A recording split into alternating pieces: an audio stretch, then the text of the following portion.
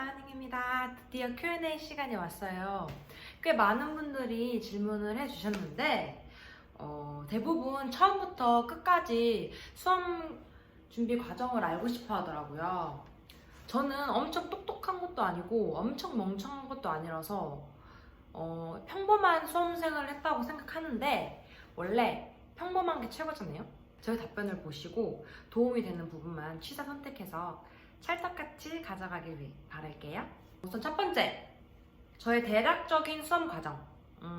저는 제시 유예로 붙었어요. 1차는 2년, 2차는 1년 반 이렇게 해가지고 총 3년 반이 걸렸습니다.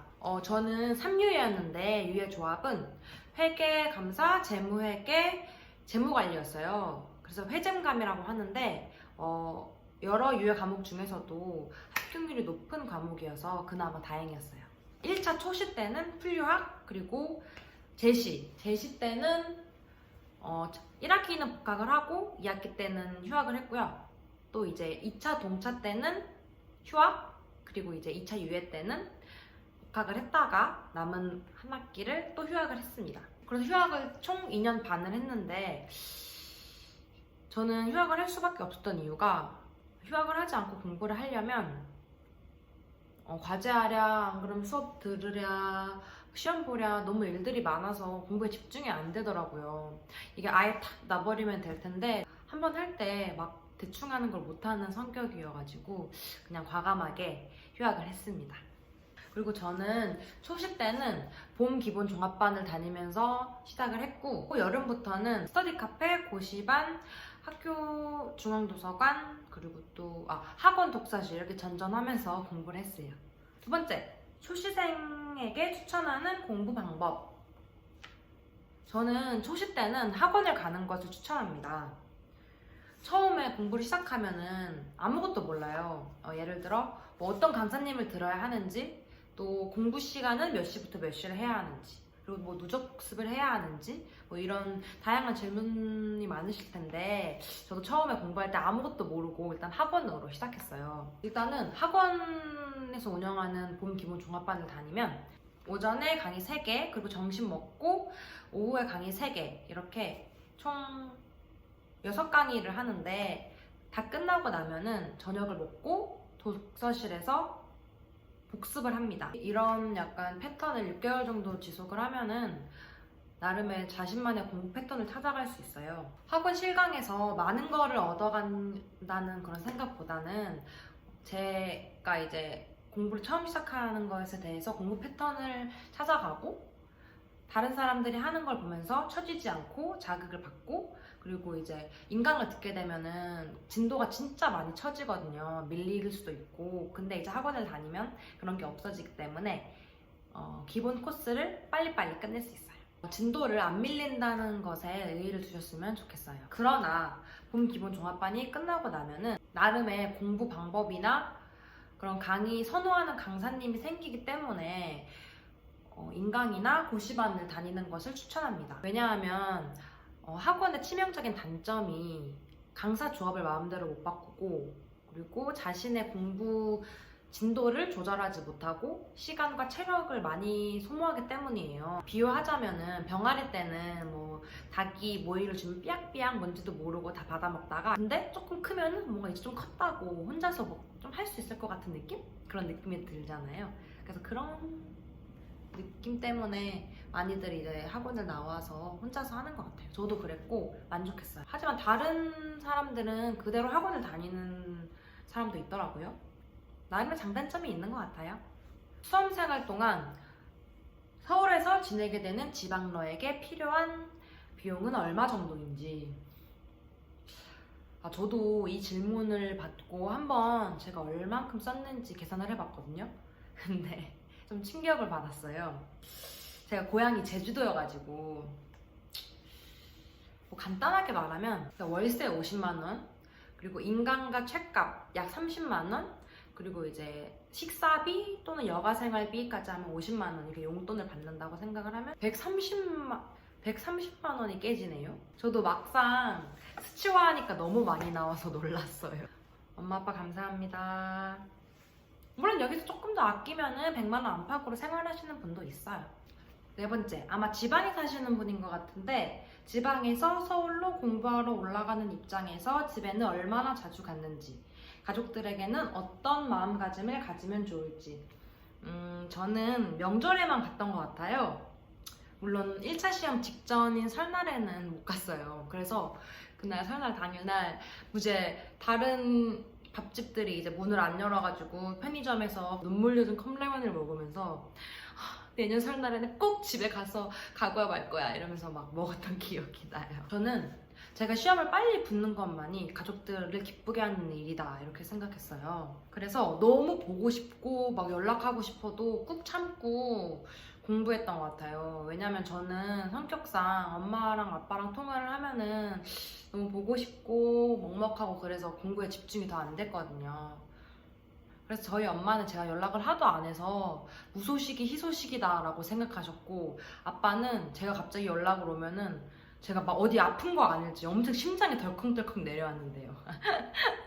그리고 5번째, 수험생이 태블릿, 노트북 둘 중 하나만 사야 한다면? 저는 당연히 노트북이라고 생각했거든요. 근데 친구들한테 물어보니까 요즘은 태블릿이래요. 이렇게 아이패드가 있으면은 인쇄도 따로 안 해도 되고 강의 들으면서 이제 필기도 할 수 있다고 하더라고요. 그래서 제가 필기는 어디서 하냐 하니까 책도 다 스캔해서 PDF 파일로 들고 다닌대요. 여러분 진짠가요? 진짜 대박. 만약에 고른다면 태블릿 추천할게요. 6번째, 경제학이 제로 베이스라고 봐야 하는데 경제학을 한 번도 공부해 본 적이 없는 초시생이라면 어떤 식으로 커리를 진행하면 좋을까요? 애증의 경제학.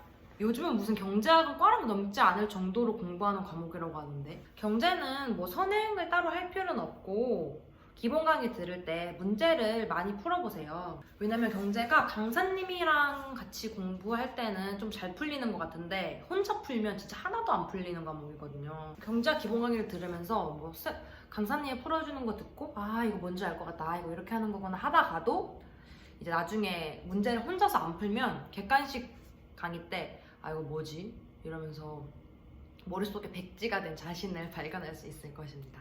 문제풀이 꼭 추천해요. 7번째, 슬럼프가 왔을 때 나만의 대비법. 저는 슬럼프가 많이 안 온 편이에요. 제가 왜 안 왔던 건지 생각을 해보니까 저는 일주일에 하루는 꼭 쉬는 시간을 가졌던 것 같아요. 아무것도 안 하고 집에서 잠만 자더라도 일주일에 하루는 꼭 쉬었어요. 제가 하루에 최소 10시간을 공부했거든요. 근데 이제 일요일까지 10시간을 했다면 아무리 공부왕 찐천재라도 공부에 질려버릴 거예요. 물론 시험이 다가와서는 마음이 불안하기 때문에 일요일도 공부를 했긴 했지만 이제 그 전에 제가 이제 일주일에 하루 정도를 안 쉬었다면은 아마 그것도 못하지 않았을까. 하루를 쉬면서 제가 좋아하는 드라마를 본다던가 친구를 만난다던가 그래서 휴식을 취해서 많이 지치지 않을 수 있었습니다.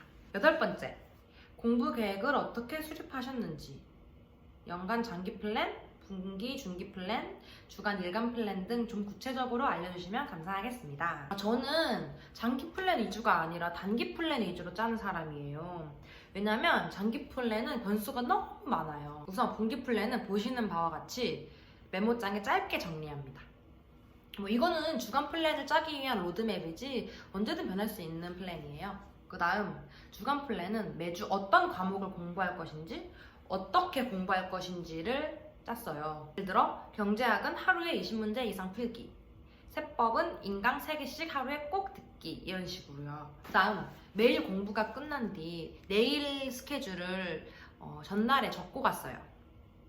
일간 플랜을 보통 이제 일요일날 월화수목금토일치를 다 적는 사람도 있던데, 만약에 그렇게 적으면 하루가 밀리잖아요. 그럼 나머지도 쫙 밀리면서 이제 자책감에 많이 빠지게 돼가지고 저는 그 전날에 짜요. 그리고 여기서 중요한 건, 저는 제 공부 계획을 짜더라도 효과적이지 않다고 느껴졌을 때는 과감히 바꿨어요. 그 계기가 모의고사일 수도 있고 시간 부족일 수도 있고 안 그러면은 제 자신을 과대평가해서 그럴 수도 있잖아요. 그래서 계획한 대로 만약 실현이 잘 안 된 경우 제가 부족하다고만 생각하지 마시고 자신이 더 잘할 수 있는 계획으로 계획을 수정하는 것을 추천할게요. 계획을 바꾸는 용기도 필요하다고 생각합니다. 그리고 마지막 질문인데 어떻게 시험을 붙자마자 교환학생을 갈 수 있었나요? 교환 준비 시기가 궁금합니다. 저도 이걸 많은 분들과 공유하고 싶었는데 물어봐 주셔서 감사합니다. 일단 결과적으로 제가 끝나자마자 교환학생을 가기로 한 거는 너무 행복한 일이지만 과정에서는 조금 정신적 불안이 있었어요. 왜냐면 우선 교환학생은 1년 전에 모집을 받기 때문에 제가 교환학생 신청한 기간이 2차 유예생 때였어요. 3유의 합격률은 평소 60~70%였기 때문에 어떻게 보면 좀 무모하다고 생각할 수도 있겠죠. 근데 제가 학기가 1년밖에 남지 않아서 지금 안 가면 아예 못 가는 경우였어요. 그래서 혹시나 떨어지면 수수료 내지 뭐 이런 생각으로 준비했어요. 많은 분들이 궁금해하는 어학 성적은 토익으로 대체했습니다. 많은 학교가 토플을 요구하기는 하나 잘 찾아보면 토익을 요구하는 학교도 많아요. 한 800점 넘으면 대부분 갈 수 있었던 것 같은데 제 기준엔 그랬어요. 저는 1차 때 CPA를 보기 위해서 토익 점수를 따놨기 때문에 그걸 활용해서 갔습니다. 두 번째로는 면접. 면접은 1월 달에 봐요. 1월은 2차 시험이 6월 말이기 때문에 상대적으로 여유가 있는 시간이었다고 생각을 해요. 근데 친구들한테 물어보니까 비수험생이더라도 면접 준비 안 하고 간다던데요. 맨날 해야겠다라는 말만 하고 결국엔 준비 안 하고 간대요. 제 생각에 면접은 자신감인 것 같습니다. 너무 스트레스 받지 마세요. 세 번째는 학기 시작일이에요. 만약에 학교가 8월 말 혹은 9월 초에 시작한다 그러면 회계사 2차 결과가 8월 말에 나오기 때문에 일주일 있다가 갈 수는 없잖아요. 그래서 아주 중요한 요소였어요. 제가 찾아보니까 유럽에서 독일이 10월 초로 가장 늦더라고요. 그래서 독일을 선택했습니다. 끝나고 보니 교환학생과 수험 공부를 같이 준비했다고 해도 절대적인 시간은 안 부족했던 것 같아요. 진짜 시간을 들여서 공부를 해야 하는 3월에서 6월의 기간에는 교환학생 준비를 따로 하지 않아도 됐었거든요. 그래서 혹시 만약 저처럼 교환학생을 너무너무 가고 싶으신 분들은 CPA 준비를 한다고 해서 교환학생을 포기하지 마시고 2차 때 3유 혹은 저유를 띄우셔가지고 준비를 하셨으면 좋겠어요. 포기하지 마세요. 자, 도움이 되셨나요? 저가 내일 출국이어서 밤새서 찍느라 퀄리티가 부족할 수도 있어요. 더 궁금하신 게 있다면 아래 댓글로 남겨주시면 제가 아주 상세하게 답변을 드릴게요. 또 강사님에 대한 고민이 있으신 분들은 제가 더보기란에 제 인스타 주소를 올려드릴 테니까 혹시 DM이나 이런 걸로 물어보시면 제가 비밀로 속닥속닥 가르쳐 드리겠습니다. 제가 들은 강사님이 절대적인 것은 아니지만 제가 강사님들의 성향을 잘 알고 있기 때문에 추천을 드릴 수는 있을 것 같아요. 근데 너무 믿지 마시고 너무너무 고민될 때 물어봐 주시면 제가 조금 도와드릴 수 있을 것 같아요. 다음 영상은 진짜 찐으로 독일 영상 올릴게요. 시청해주셔서 감사합니다. 안녕. 구독, 좋아요, 알림 설정까지 부탁드립니다. 안녕.